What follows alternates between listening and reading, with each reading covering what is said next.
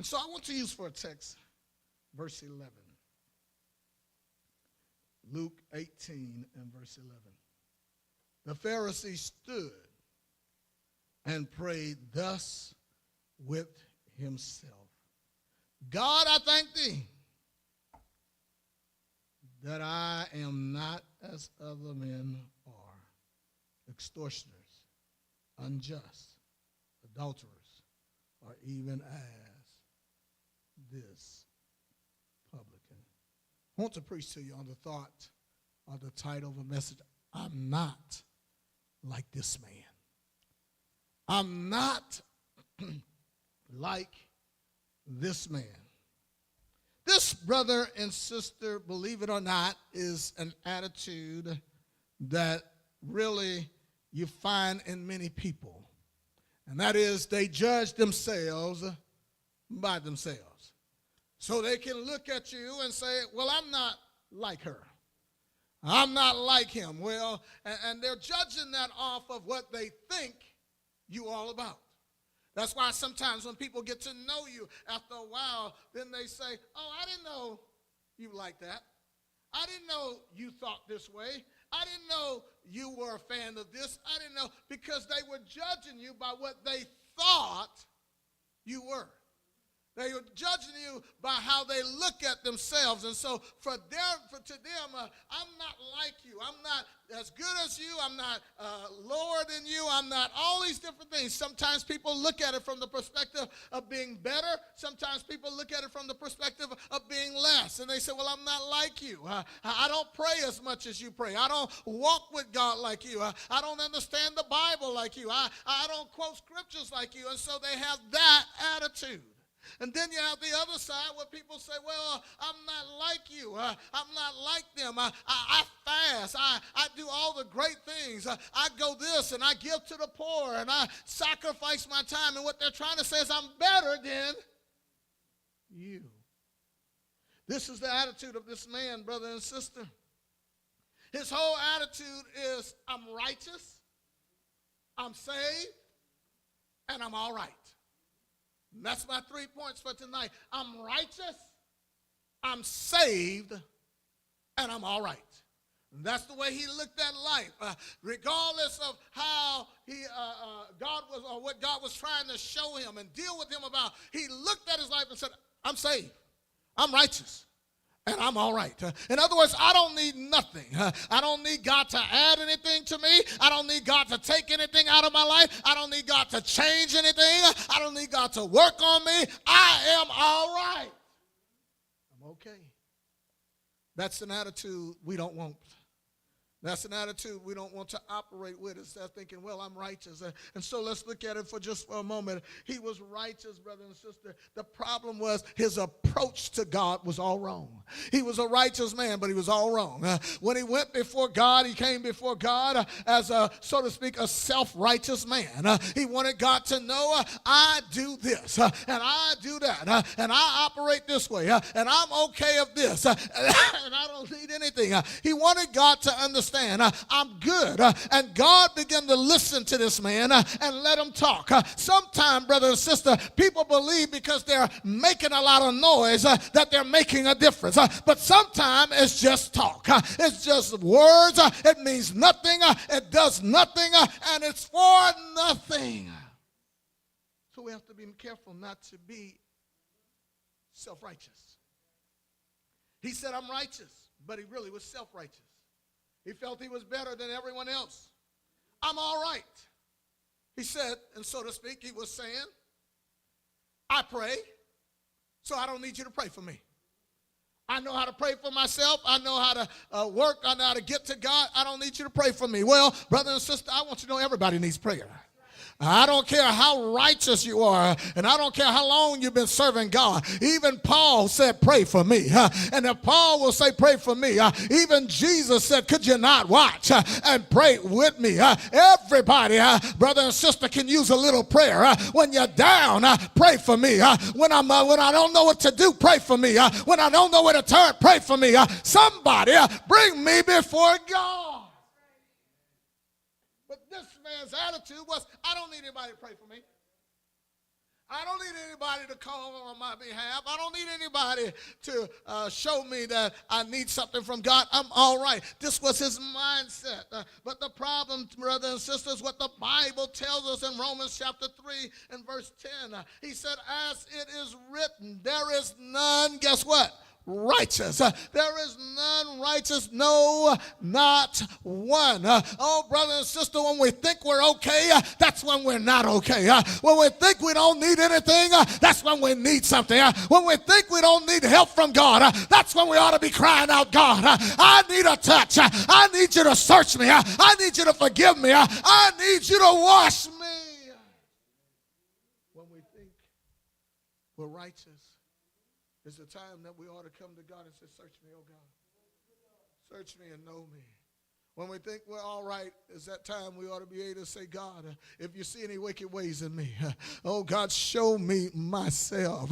When we think we're righteous, when we think that we're all that and a bag of chips, brother and sister, it's at that time we ought to say, God, I want you, oh God, to look over my life with a fine-tooth comb. And oh God, I want you to change whatever needs to be changed. I want you to deal with whatever needs to be dealt with. Because when you let God, then you'll find out I'm not as righteous as I should be. I'm not everything that I thought I am. I still need God. I need his forgiveness. I need his grace. I need his mercy. I need his touch. I need God.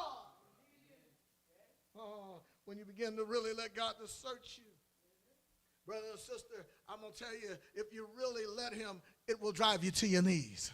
Because then you'll begin to look, this man is praying, but he is not willing to bow before God. He is not willing to worship and to honor God. He wants God to know all of his good deeds. He wants God to know how great he was. He was patting himself on the back. Oh, God, look at me. I'm the best you got to offer. But, oh, brother and sister, he was so far from God because he didn't understand that getting close to God is not lifting yourself up. But getting close to God is humbling yourself in the sight of the Lord and saying, God, help me to be a Christian. Help me to love you. Help me to walk with you. He didn't understand. So he thought by exalting himself that it made him righteous. So he wanted God to know. Let me tell you a little bit about myself, God. In case you don't know who I am, he said, God, I do thank thee. In other words, I thank you for making me who I am. I thank thee. But I thank you because I'm not like. His attitude is wrong from the get-go. He said, I'm not like. I can believe that at the moment he said that, God turned off the music, turned off the silence, wasn't even listening no more. He said, I'm not like God, other men. Other men, you don't understand. I'm different, God, than other men. Let me tell you, I always wondered about this and always questioned this about people. If you got to tell people all about who you are, it's because nobody can see, guess what? Who you are. And so I always say to people, you know, everybody talks about how great Michael Jordan was. And Michael, you very seldom hear Michael Jordan talking about how great, guess what, he was. I heard the other day they were trying to get him to talk about if he was the GOAT, the greatest of all time. They were trying to get him to say he was the GOAT. He said, well, let me tell you, he said, you know, when you compare yourself to the players like Bill Russell's and Wilt Chamberlain's, guys that have come before, he said they really paved the way for guys like myself. And so you can't say the GOAT because you can't really, you don't know all that they did and accomplished and how they would have operated in this era. And they said, oh, he's just trying to deflect the answer. Yes, what he was saying is, it's not mine to tell. So the sports announcer said, well, he said, what do you think about Michael Jordan's answer? He said, that's what Michael Jordan's supposed to say. He's not supposed to say he's the greatest. He said, that's for everybody else to say. We know what he did. We know how he operated. And that's the same way it is, brother and sister, when you walk with God. If you got to tell people how righteous you are, if you got to tell people how good you are, if you got to tell people about what you can do, then, oh, brother and sister, you don't really have a testimony. But when somebody comes behind you and say, I want to tell you what I saw God do in their life. That's the difference. The difference is when others begin to back up what you've already said or what you've already tried to show. And others says, I've seen that. I've seen that. But the Lord asked me a question yesterday.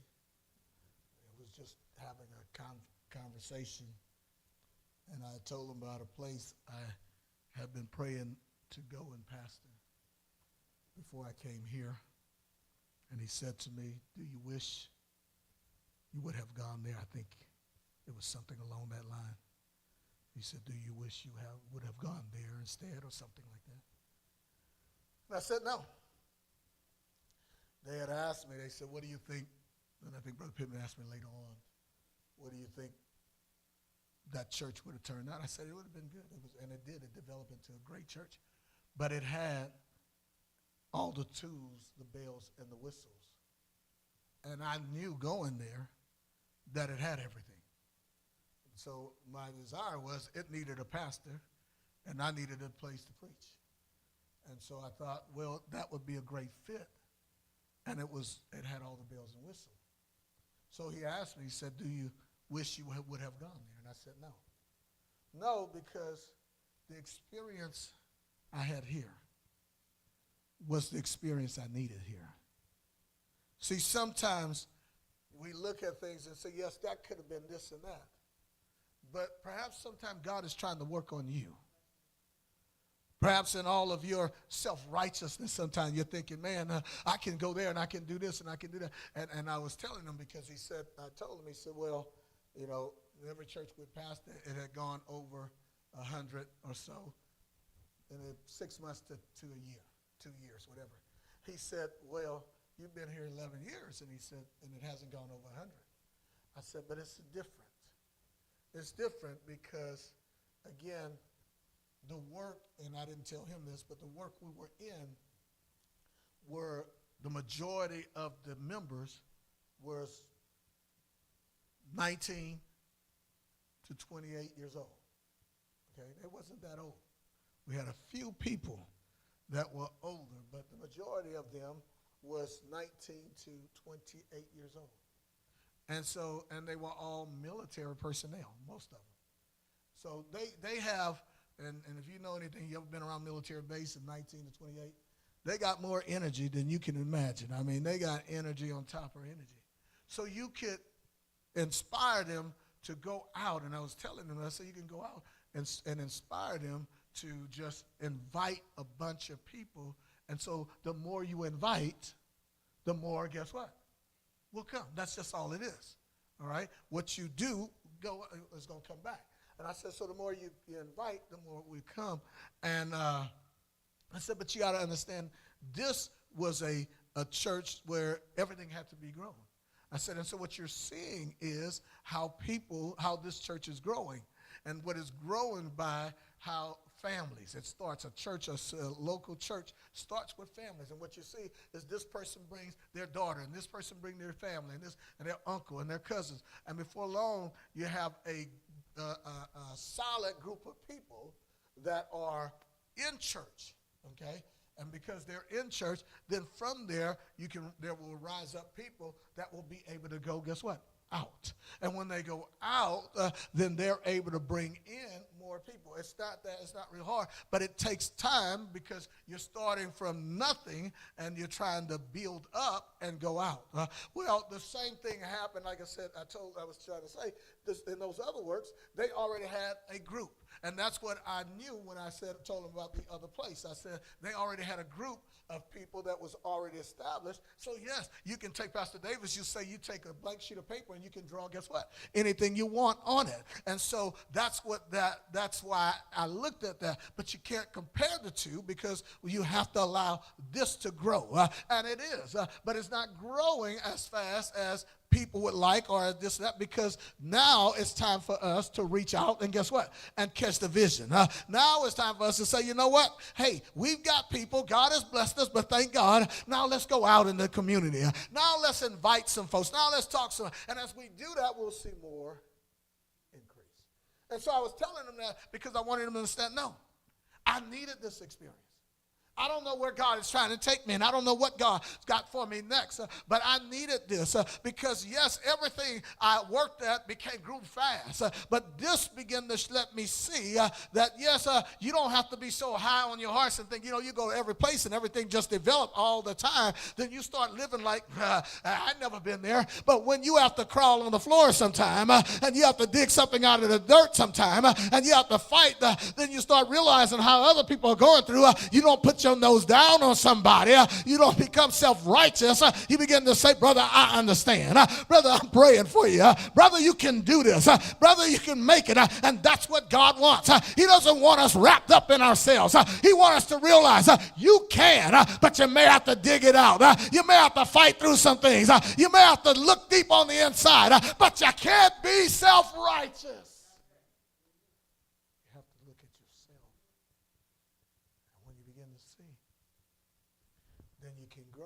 So you're starting to see that. And it's not hard. Brother Diaz wanted to, when he kept telling me, brother, whenever you want to go soul winning, we can go soul winning. And I said, that's fine. And I told him, I said, we're going to go out for 2 hours. We went out for 2 hours, an hour and a half, something like that. Went out for an hour and a half. And just putting out flyers, it works. People think that it's a waste of time. It's not. It worked. There's a lady that came 2 weeks ago. I think it was 2 weeks ago, yes. She should be back this week. She went out of town from those flyers. There's that family, that's where they came from. As soon as I went there to see him this morning, he said, were you the one that gave me the flyer? Yes. They're in Dollar Tree parking lot. It's not hard, but we have to get out, okay? And I know that everybody is not able to get out. But if God can just get a few, just a few that will say, Pastor, and that's why I want you to come out on Saturday, is because one of the things I want you to do is we're going to stand out there as a line. You can bring a sign if you want free food. I don't care what you bring your sign. We're going to bring a sign. We want to wave. We want to talk to people. We want to wave. We want to try to get people to come in. And then we want to just go out in the community just for a little bit and begin to put out these flyers. Why? Because it's time that people recognize there is a church here that is preaching the truth. It's time that people recognize. And brother and sister, I'm telling you, we've had real great results from just the wave.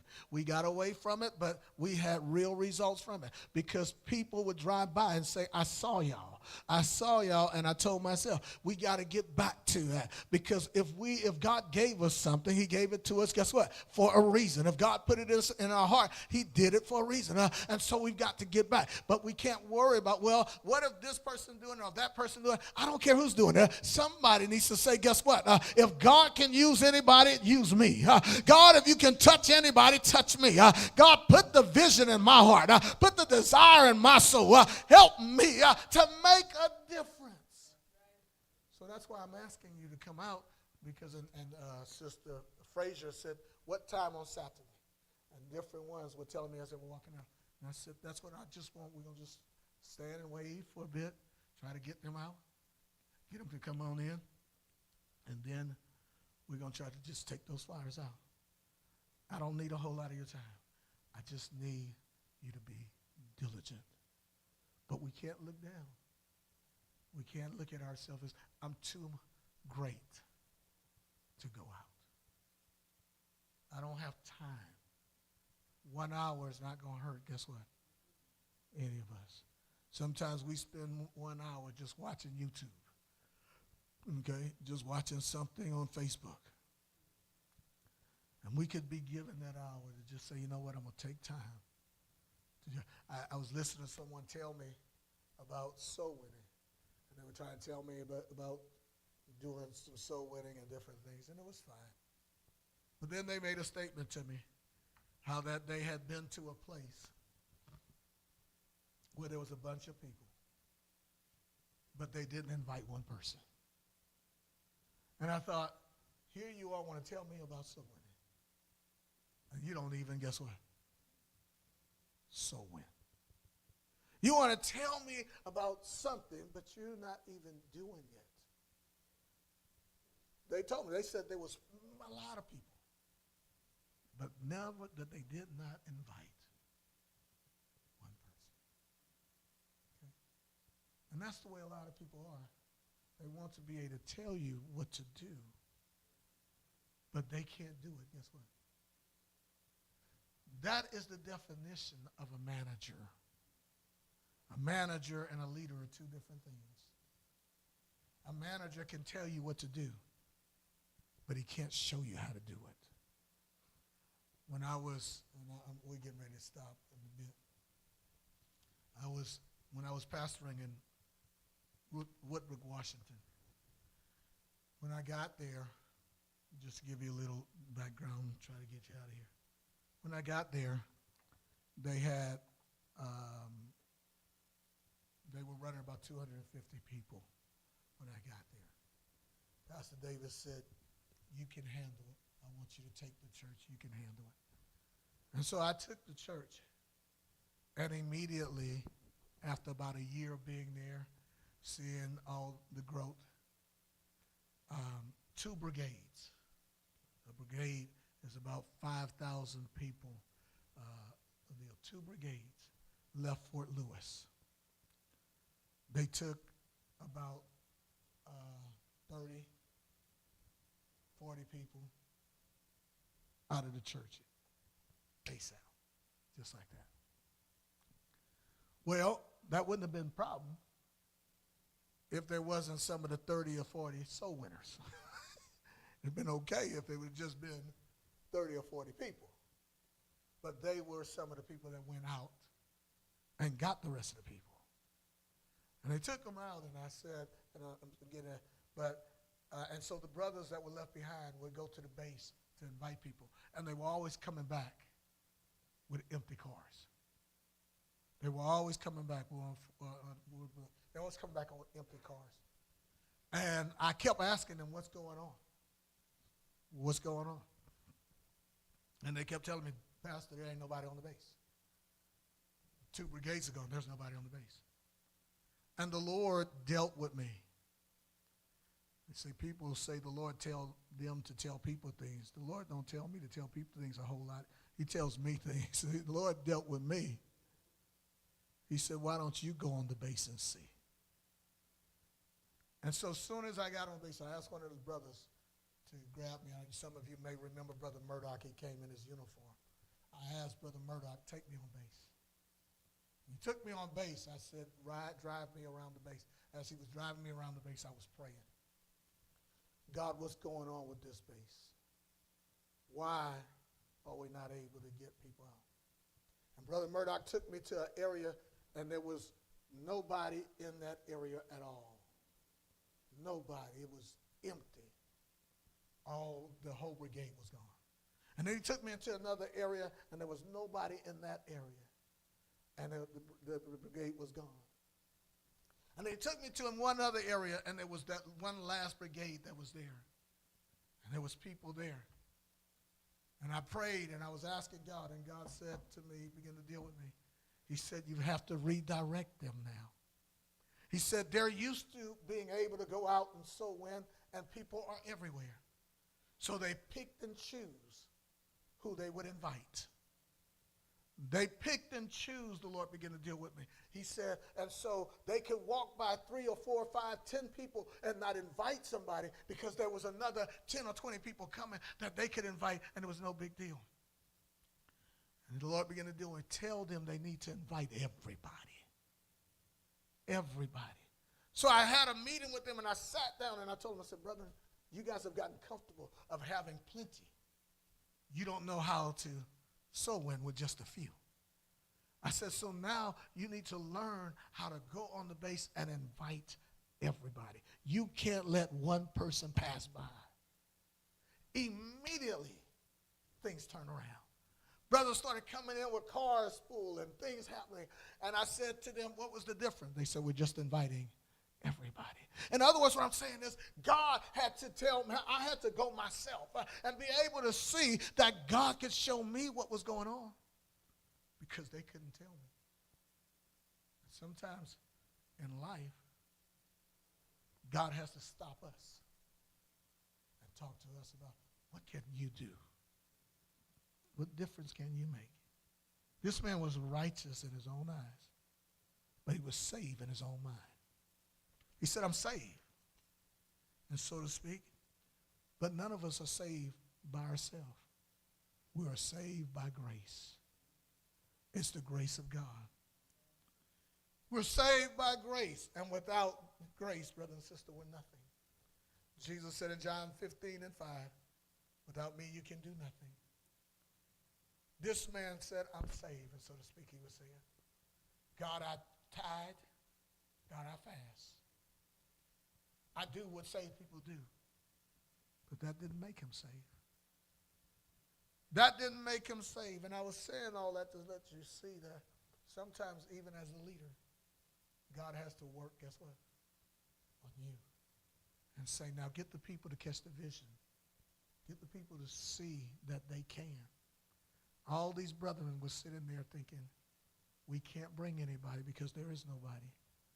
And the Lord was saying, I'm watching them pass people by, trying to find somebody else.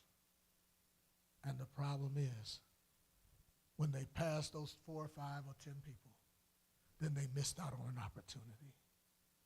Invite everyone. Invite. And that's how we grow. When we don't look and judge people by saying, well, they won't come. They won't come. We have to just give them a card. You don't even have to have a long conversation with them. Give them a card. Come on, Sister Jason. Give them a card. And just say, hey, I want to invite you to church. And then take them, if you can, get their name. They may not give you their number, but say, can I get your name? Because there's something I like to tell people when I ask them for their name. I said, I want to pray for you. If you give me your name, I'll pray for you. And pray for them.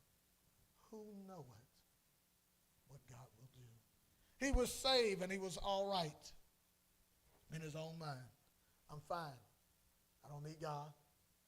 I don't need nothing from God. But there was another man sitting there or standing there. Excuse me. And his attitude was completely different. His mindset was, God, I need you. I need you to have mercy on me. That's all he said. No fancy word. No great El Shaddai, Jehovah Jireh, my Nisi, and all these different things that people are saying. God, have mercy on me. See, sometimes people believe that if I'm not saying all of these great words, then I'm not praying. Hey, that's great. It's good if you can say them. But that's not prayer. Prayer is when you really mean it from your heart. When you really say, God, have mercy on me. That's the one thing, brother and sister, that man did not say. He said to God he was righteous. He said to God he paid tithe. He said to God he fast. And he said to God he was all that in a bag of chips, so to speak. But he never said, God, have mercy on me. The greatest prayer you'll ever pray is, God, have mercy on me. Tonight, as you bow your heads and you close your eyes, all of us can use a little mercy. Just a little more mercy, God. God, have mercy on me. Why don't we all find a place to pray? These altars are open. I need your mercy, God. I need your forgiveness. I need your grace. I need a touch from you. I need to know that you're still Lord of all. I need to know, God, that you'll be there. God, that you'll make a way, that you'll help, that you'll deliver. Lord, have mercy on me. Sing it, sister.